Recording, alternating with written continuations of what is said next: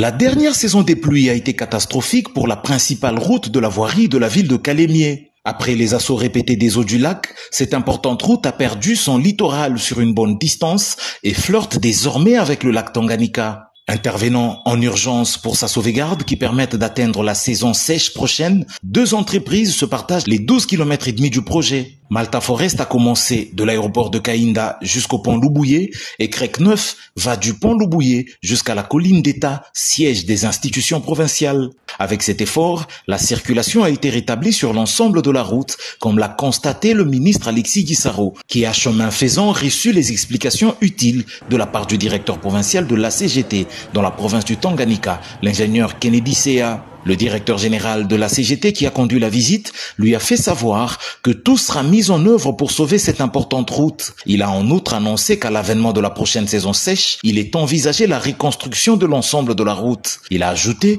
qu'à l'avenir, pour éviter pareille destruction, il faut gérer le niveau du lac, notamment en procédant au curage régulier de la rivière Lukuga, qui en est l'exutoire naturel. Le ministre a par la suite été conduit sur la route nationale numéro 5 qui va de Calémie à Manono en passant par Nyunzu, parcourant ainsi 446 km dont les travaux ont été lancés le 28 octobre dernier en son nom par le directeur général de la CGT. Elle sera construite avec un financement issu du partenariat public-privé. C'est un projet qui permettra le désenclavement d'une grande partie de la province du Tanganyika et aussi des provinces environnantes, car cette route sera reliée à la nationale numéro 1 et aux autres routes d'intérêt public.